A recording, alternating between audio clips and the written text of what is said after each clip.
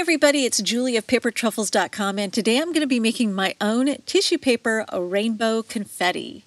This rainbow confetti was super easy to make, and I was just experimenting, and every method I tried worked out fantastic. I made a flat rainbow color, and then I also made a shimmery pearlescent color of the confetti, and it takes a little bit more time than it would if you were just die cutting from some regular cardstock, but I thought the results were so worth it. So I'm just going to share my experiments and show you how I did it.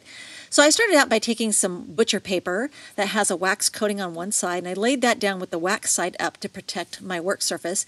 And then I grabbed some just regular white tissue paper. It's just plain stuff. You know, you can get it, the cheap stuff. It doesn't matter.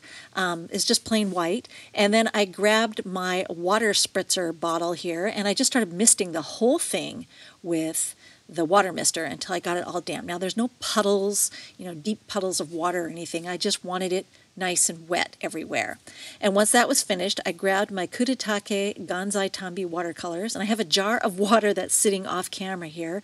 So I'm taking a wet brush and loading it with color in the watercolor pans, and then I'm just tapping and dabbing the color into the wet tissue paper. And I'm just going to continue adding colors until I've got the whole thing coated.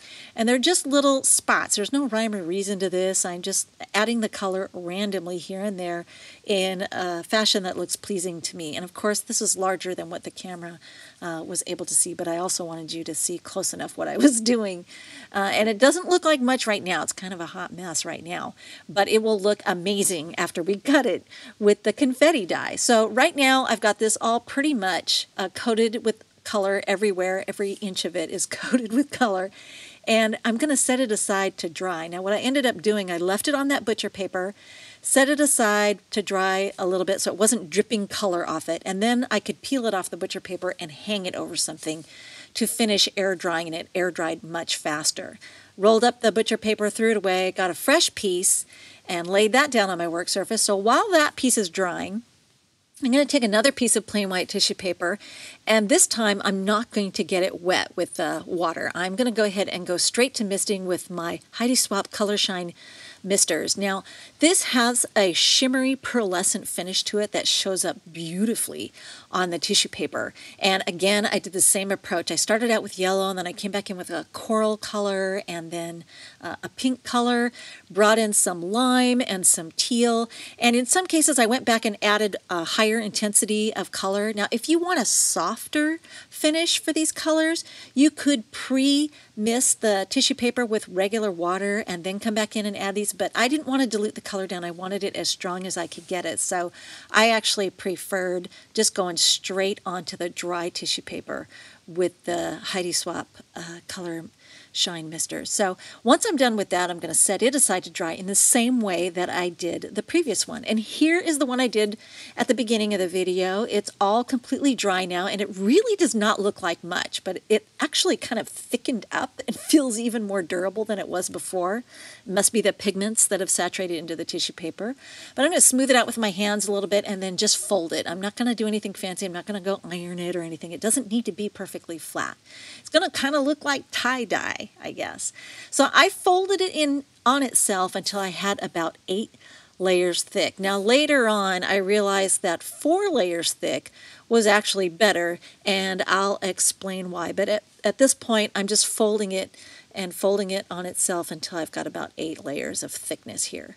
And here is the Color Shine version, and here you can see that pretty pearlescent effect is showing on the one side that I directly misted. And of course the color soaked through to the back side, but the metallic finish or shimmery finish stays on the side that you actually misted. So now I'm going to go ahead and fold this one. So I'm going to have 2 different versions of confetti.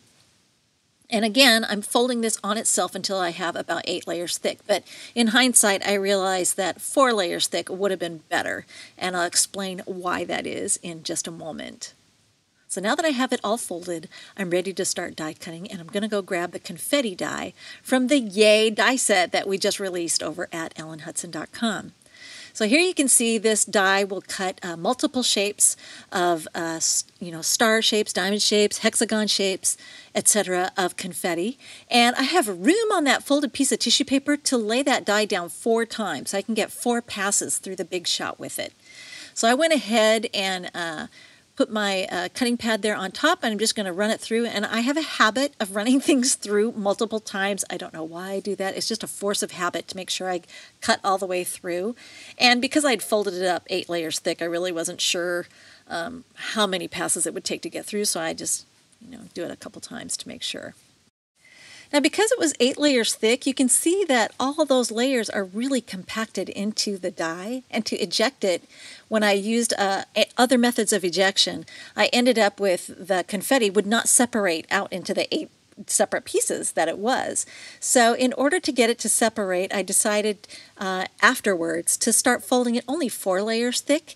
And then I used my Tombow Zero eraser, because it has the friction because of that eraser there on the end, to actually peel away each of those layers separately. So I could just quickly brush it across and separate the tissue paper confetti as I was ejecting it. And this went much faster than any other method I had used. But if you know something faster, I would love to hear it. This stuff turned out so gorgeous, and it was so easy to do, and I think it's absolutely worth the extra time and effort to make. And I love how it looks in my shaker cards, and it's awesome in the confetti flinger cards. I hope it inspires you to give making your own tissue paper confetti a whirl. Thanks for watching.